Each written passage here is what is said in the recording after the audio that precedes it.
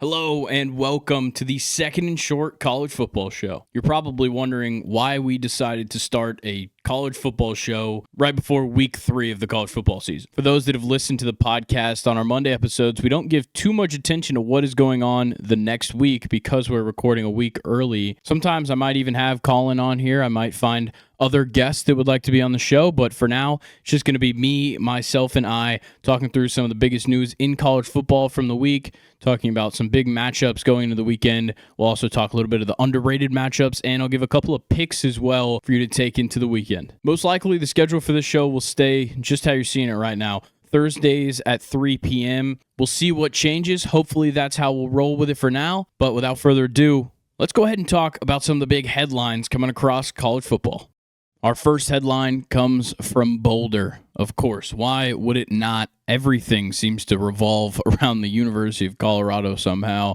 But it starts with Shedeur Sanders leaving the field early in their game at Nebraska 2 minutes before the game was over after being benched by his dad. This had a lot of people upset with Shedeur, but the bigger thing to me was his post-game press conference. Shedeur spent his entire post-game press conference blaming his offensive line on their performance in that game, even going as far as to say, how many times did Riley get touched? I think this is absolutely ridiculous. And it also adds to this narrative that Colorado is not a place that you want to play. There's a reason that they have to bring in 40 transfers in the summer. First of all, NIL opportunities obviously bring in a ton of recruits. And second, the chance to play for Coach Prime and get this insane amount of attention as a college athlete is huge. But there's a bigger reason why people are transferring in at will. And it's because they're moving out just as fast. It doesn't seem like this is a culture that you want to be around, a team that you want to play on, and it doesn't help that the leader of this team, in Shedeur Sanders,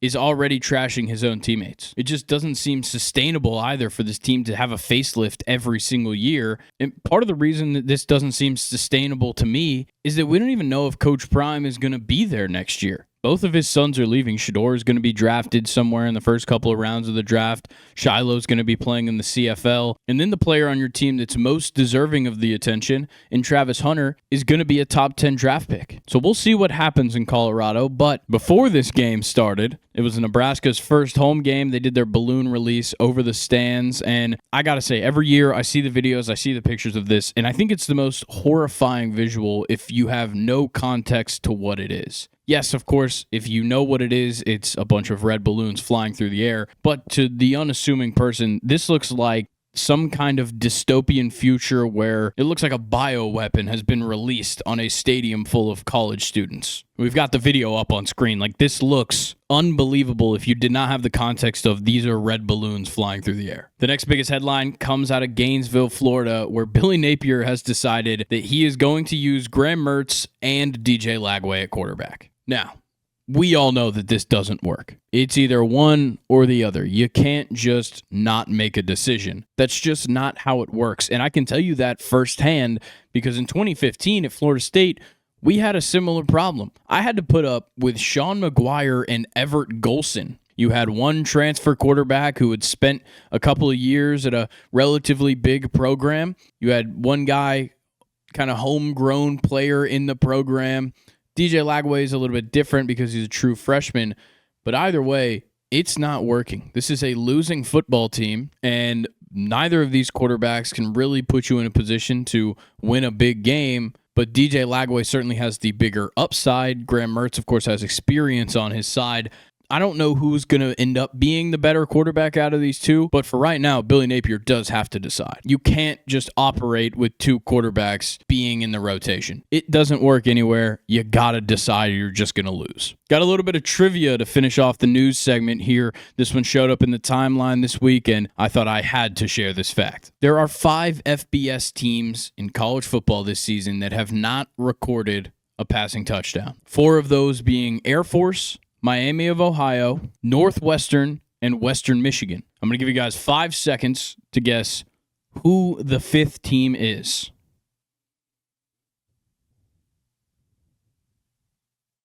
And you probably got it right. It's Notre Dame. Of all teams in the nation, the team that started off as a top team in the AP poll preseason, who has already lost a nail-biter against Northern Illinois has not thrown a passing touchdown. They beat Texas A&M in their opening game of the season and did not throw a passing touchdown. Now, you can point fingers all you want around Notre Dame and whose fault it is, but let's just remember that they've made the same mistake 2 years in a row. They went out in the transfer portal and got a promising ACC quarterback talent who has never showed off an elite performance against a top team and decided they're going to trot him out at quarterback and just say he's good so that everybody believes them. It's the same thing that all of the Riders do with Notre Dame before the season starts. They just say they're good, they trot him out on the field, and they're not. That's what Riley Leonard is. He's never been known as a great pocket passer like Sam Hartman was. He was at least known as being a competent quarterback.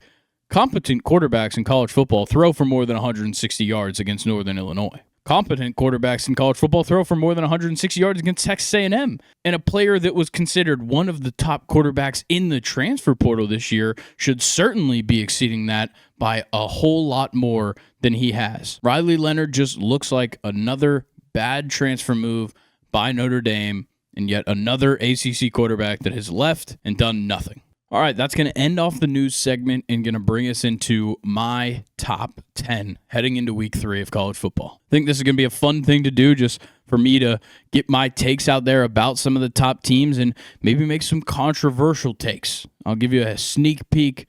I'm not going to be biased. Florida State is nowhere near my top 10, not even the top 25. Unfortunately, this week, I tend to agree with a lot of the takes from the AP poll. I've still got Georgia number 1. I've got Texas jumping Ohio State, moving up into 2.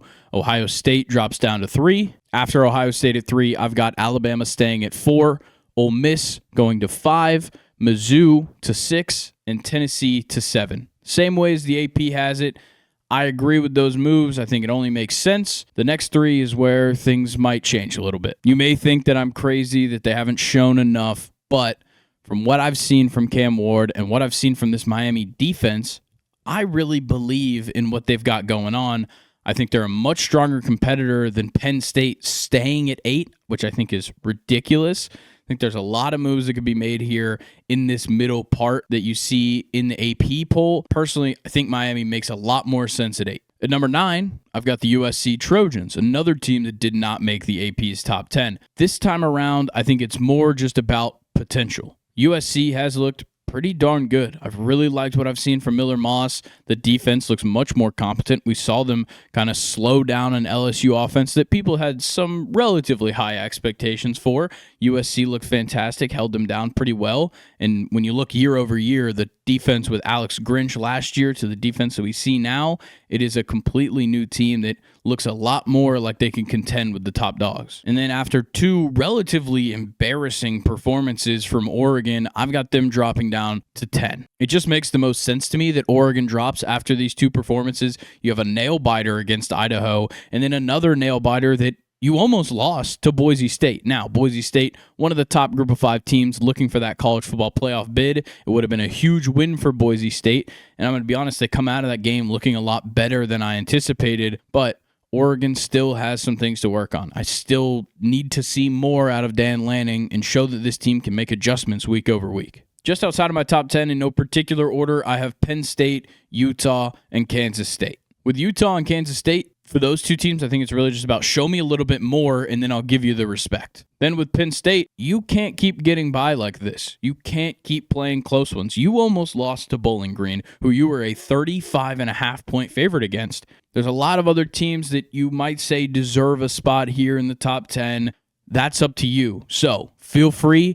Comment your top 10 down in the YouTube comments while you're there. Subscribe, like, turn on post notifications after you subscribe. Once you comment your full top 10 in the comments section, come back up here because we're going to talk about the top matchups going into week 3.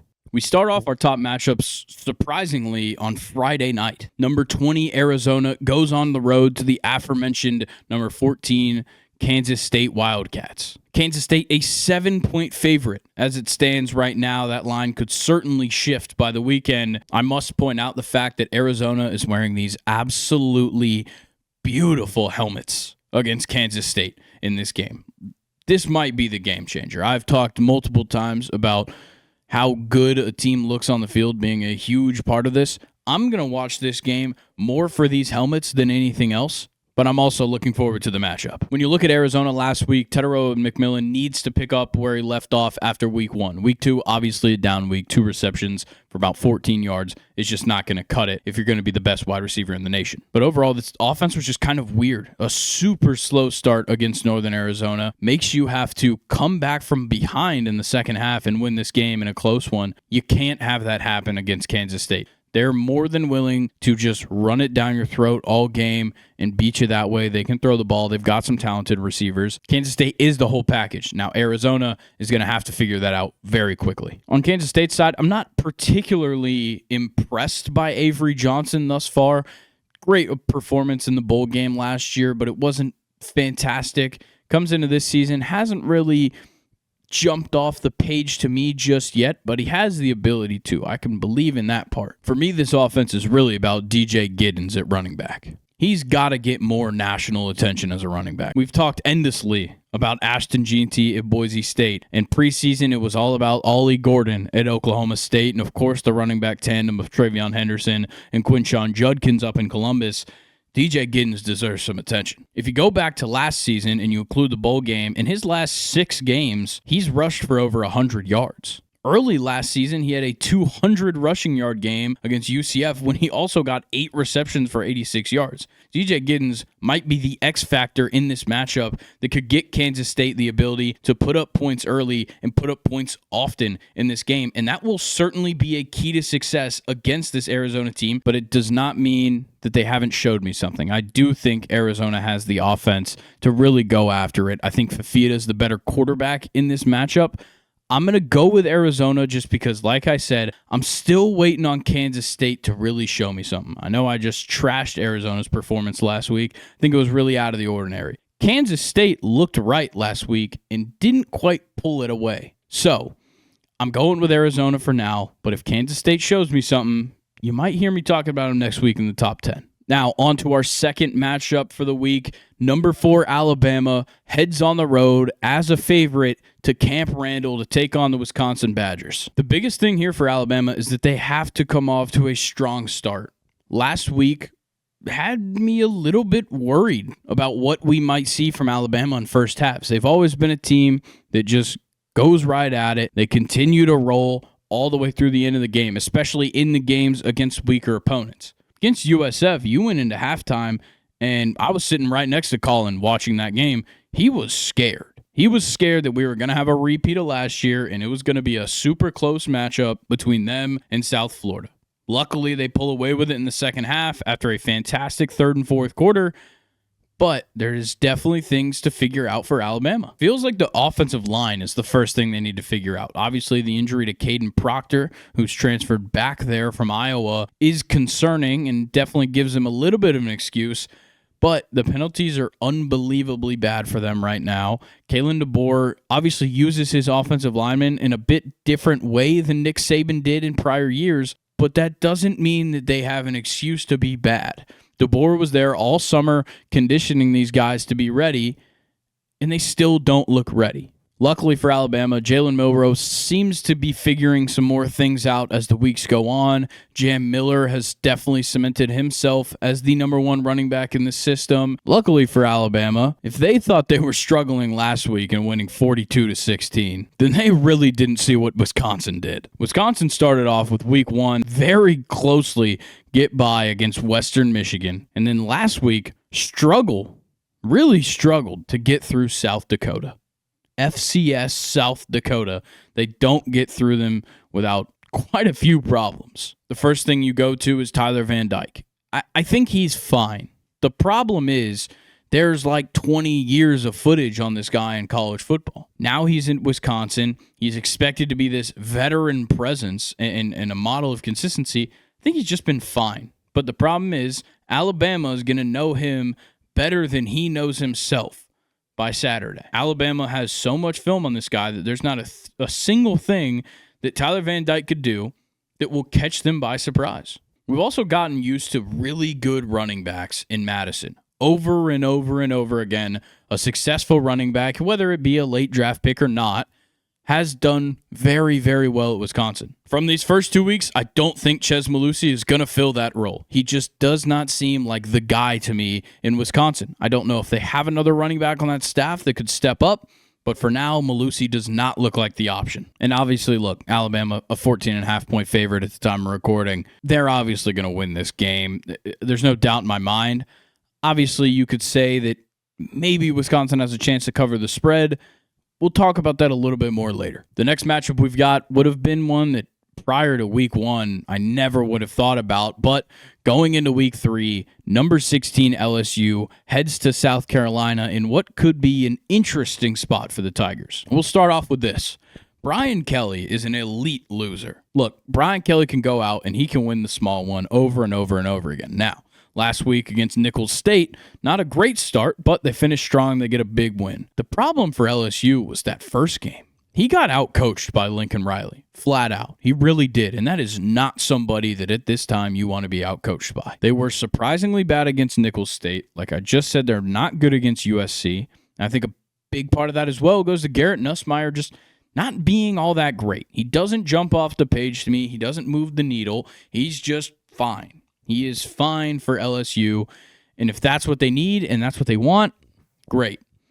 He just doesn't do it for me. But fine quarterbacks is what Brian Kelly's used to. He's had them his entire career. Try and name one quarterback that Brian Kelly has coached that wasn't Jaden Daniels that was exciting. And don't you dare say Dane Christ in his second year at Notre Dame, because Dane Christ works for a private wealth management company now. The first thing that pops up when you look him up now is LinkedIn, not football. Don't even bring up Dane Christ, and don't even try Everett Golson. We already talked about him. Other big problem for LSU, they're not running the ball. I really don't understand where this part came from. This team needs to establish the run to help out Nussmeier. I think, like I said, he's a fine quarterback, but you're not giving him any momentum. You're not breaking off a 10-yard run that sets him up for, a good first down, maybe helps out his field position, creates a little bit of momentum, catch the defense on the back foot, everything that people do with the running game. Everything that you set up with the running game, they're missing out on by not running the ball. And it's really hurting Garrett Nussmeier's performances, in my opinion. The reason South Carolina could make this interesting is that after week 1, I really needed a reason why Lenore Sellers should stay in. And they gave it to me in week 2. I thought, look, Shane Beamer wanted to avoid putting in Robbie Ashford at all costs. And he did that by starting Lenore Sellers. Am I still sold on him? Not quite, but he really reeled me back in with that Kentucky win, 31-6 against a Kentucky team that people weren't necessarily high on, but people thought Brock Vandagriff would be fine. He's not. Unbelievably bad performance for Brock Vandagriff against a South Carolina team that after week 1 for South Carolina, I thought there was no chance. I thought they were going to be the punching bag of the SEC this year. A 4-point victory against Old Dominion doesn't look good. Then you blow out Kentucky, and all of a sudden, LSU comes to town looking a little bit rough. You might catch them on their back foot and really do something here. The biggest thing I can say for this matchup is that both teams just look weird right now. LSU certainly doesn't look like themselves with the new quarterback and all these new players.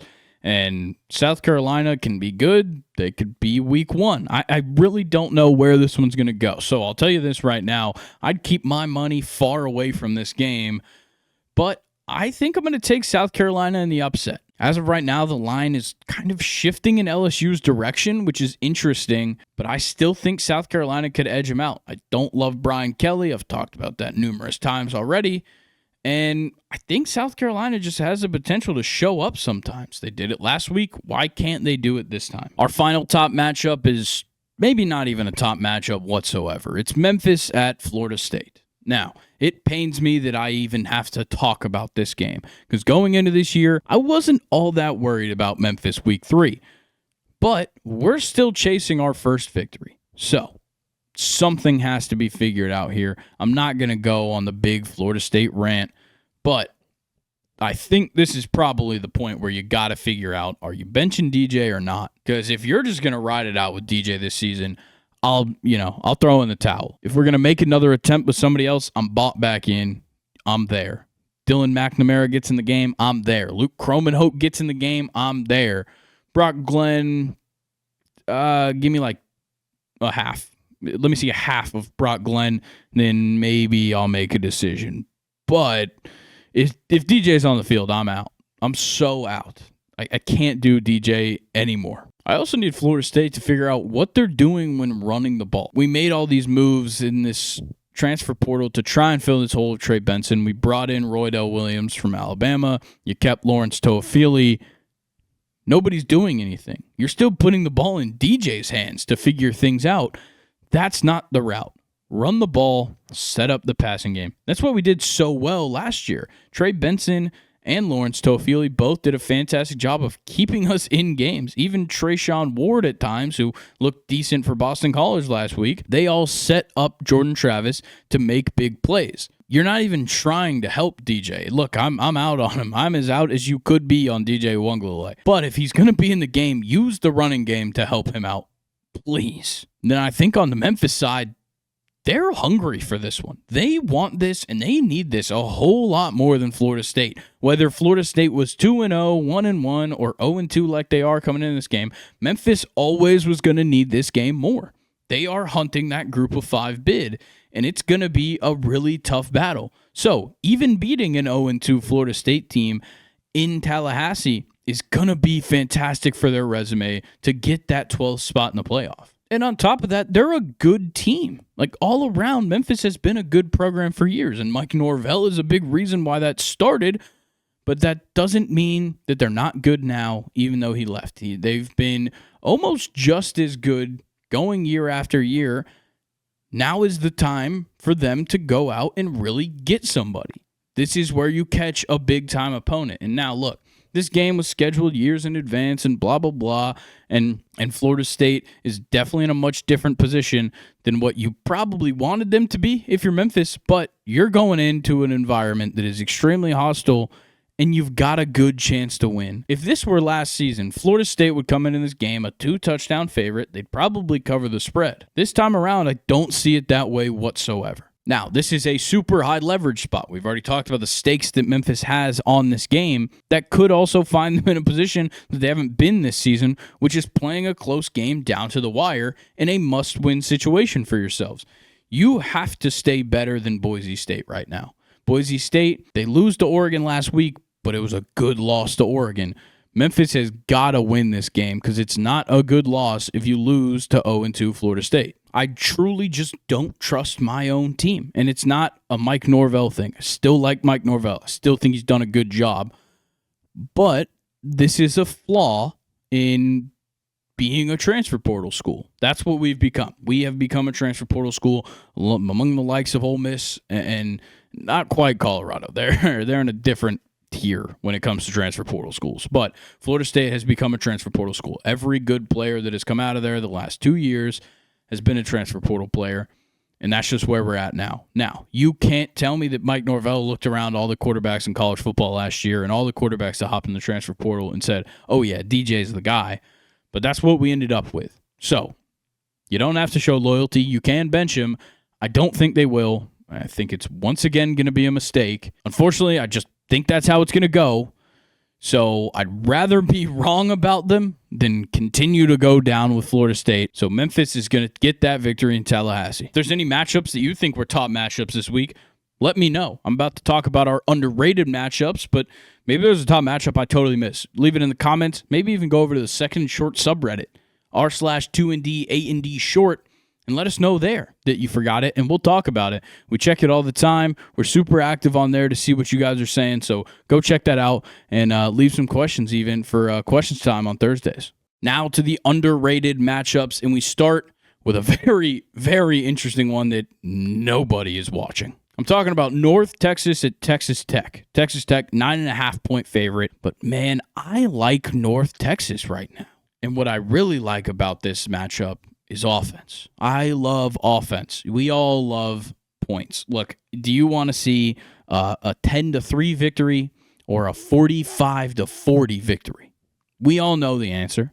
Don't kid yourself. So watch this game, because right now the over-under is set at 68.5 between these two teams. Let me tell you what, the Mean Green have looked pretty solid in their first two matchups this season. Big win over South Alabama, a high-scoring one. They put up 52 points. The next week, kind of a close one against Stephen F. Austin, but still a good victory for North Texas. I like what they've got going on the offensive side.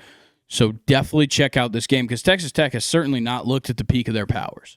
So definitely give this one a watch. Maybe toss down a reasonable number on North Texas to cover that 9.5-point spread because I think they've really got a chance in this one. These next couple of games are part of this kind of under-the-radar rivalry week that we've got going on, and we start with the Apple Cup. Washington State is heading to Seattle to play Washington at Lumen Field for the Apple Cup in just the third week of September.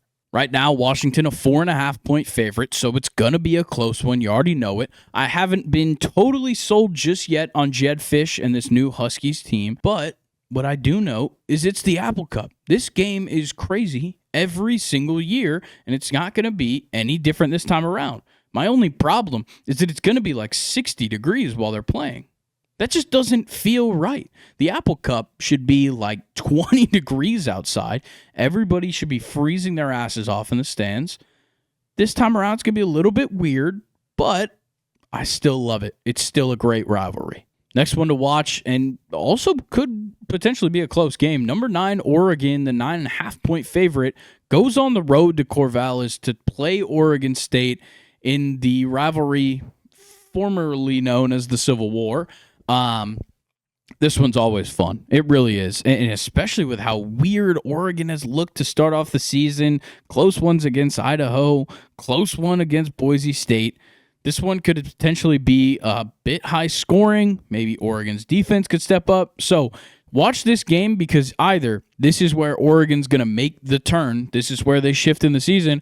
Or we're going to get a really close one again out of Oregon, but this time it's going to mean more for Oregon State. The next one in this big rivalry week from out of nowhere is the backyard brawl. West Virginia going on the road to Pitt. West Virginia only a 2.5-point favorite going into this one, so it's a field goal game right here. I love this spot for both teams. They both really need to prove something right now at this point in the season. You have a bitter rivalry that is extremely fun to watch every single time without fail. So this is definitely one to tune into. The next one I've got is actually just a good game that I don't think anybody's really going to be looking at, and it's Indiana at UCLA. A Big Ten matchup, which doesn't even sound right whatsoever, but UCLA is there now. This is going to be the Saturday night football game on NBC. Indiana, a 2.5-point favorite on the road against the Bruins. The Bruins have only played one game this season. They already had their bye week. I'm interested to see what happens because I certainly haven't been very excited about what we've seen from UCLA. And on the other hand, Indiana haven't played really big opponents, but they've certainly looked very good against them. Big win against FIU. Huge win last week. Like, unbelievable score. I'm interested to see what Indiana has to offer. Curt Cignetti seems to be making things look good. I thought they were going to be a bottom-tier team in the Big Ten. This is their chance to really show up and do something. They're favorites on the road against a team that most people probably saw finishing like middle of the pack in the Big Ten. Indiana is certainly changing people's minds right now, and you got to watch out for them. That's all I've got for the underrated matchups. If there's some small matchup that I totally missed, once again, let us know. Tell us in the comments. Shoot us a DM on Instagram. I don't care. Let us know what we might have missed there for the underrated matchups. I personally can't bet on these picks because I live in the state of Georgia, but this is just my advice. I'd love to give you guys some props. The markets haven't been set just yet at this point in the week, so there's nothing for me to give you.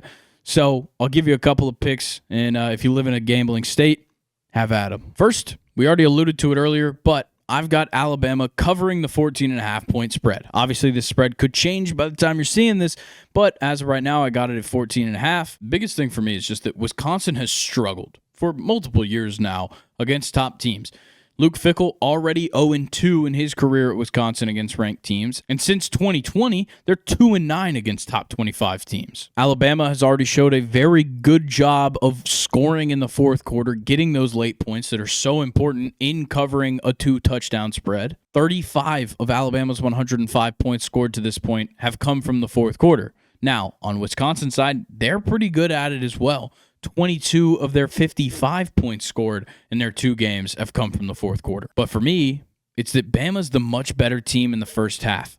Bama's going to be able to come out and probably take a 14-point lead into halftime, maybe 10 points into halftime, and then just slowly kind of pull away. I see this game being like a 20, 21 point victory in my eyes, but it also could just be like a 17-point victory. Either way, Alabama is covering 14.5, even in Wisconsin. My next pick, I've got Oregon State covering against Oregon. Oregon State is a 16.5-point underdog. Now, if Oregon State is that big of an underdog, what happened at Idaho? What happened in Boise State? That's where my issue is. Yes, Boise State, high-powered offense. Idaho, not so much, and you barely pulled away with it. So what tells you that Oregon can pull away from an Oregon State team that isn't that bad necessarily? Obviously, they cleaned house. DJ's gone. Damian Martinez is gone. Childs is gone. Their head coach, Jonathan Smith, left. Just about everybody's gone. But you still have some hope that you're better than Idaho. That's where I see it. Now, if Dan Lanning makes some crazy adjustments and really turns this team around, sure, Oregon could run away with this one and win by 16.5 points. But in my eyes, I'm not impressed whatsoever. It's a rivalry game, so you know they play them close. It's in Corvallis as well. I think for sure that Oregon State is going to cover that 16.5 points. I think it's way too generous to Oregon. I already talked about A&M maybe not being the best team when we talked about that Texas A&M Notre Dame opener, but they're at least good enough. That's what I think as of right now, and especially with what we already talked about with Florida, with Lagway and Mertz getting in the game a lot.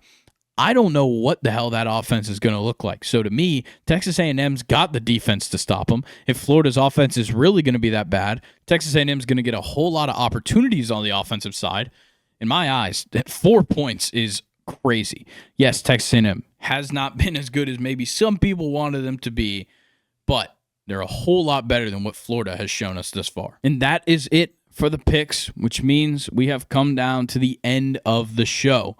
Now, like I said, I'd love to have done some props for you guys. Obviously, I can do the daily fantasy stuff here in Georgia, but like I said, none of the game markets have opened up just yet for those games because we're recording this halfway through the week. So for now, that is all. Guys, make sure, if you like this, of course, give us a like, give us a comment. Let me know what other things we could do. This is certainly a work in progress as a video series. So let us know what we can do for you guys to make this show what you want to hear. We already kind of did some news, some picks, some opinion-based stuff, the rankings, the games, some of that kind of stuff. Let us know if there's anything else you want to hear on these college football show episodes. Let me know if maybe you want me to try and drag Colin over here every now and then. Let me know if there's some people, maybe you yourself wants to be a guest on the show. I don't know, but let us know everything either down in the comments on the subreddit r/2ndand short, or over on our Instagram. You can shoot us a DM. You could just leave a comment on our most recent post. Whatever you want to do to get in touch with us, you do it. But make sure you follow us on all of our social media accounts. Primarily Instagram is where we keep everybody up to date with everything. Here on YouTube, make sure you subscribe, like, comment, turn on those post notifications as well, and keep up with everything we've got going on. Got new podcast episodes coming out Mondays and Fridays. Mondays is where you're going to get some of our college football recap kind of stuff. We don't talk as much about the news, which will be covered here, but you can hear me and Colin talking about all of the games from college football week 3, as well as every week going forward. And as well on those Monday episodes, you get all the NFL games as well. So check those out. On Fridays, we're going to preview those NFL games and also talk about some soccer as well. And I even forgot, the MLB playoffs are coming up. We've been talking about the MLB all year, and we're going to be talking about it a whole lot more when the playoffs roll around. New episodes every single week of the podcast coming out Mondays and Fridays on YouTube and on Apple Podcasts, Spotify, Amazon, pretty much anywhere where you get your podcasts. And that is all. So people, please enjoy the college football this weekend. You got a big one on Friday night, so get the weekend started off right with some college football and just lead it right into Saturday and then into Sunday for the NFL. And then you're coming right back here. Like I said, come back right here on Monday. Listen to us talk about college football week 3. Then it's week 4 next week here again on Thursday. Thank you for watching the first ever episode of the Second and Short College Football Show. I'll catch you guys later. Peace.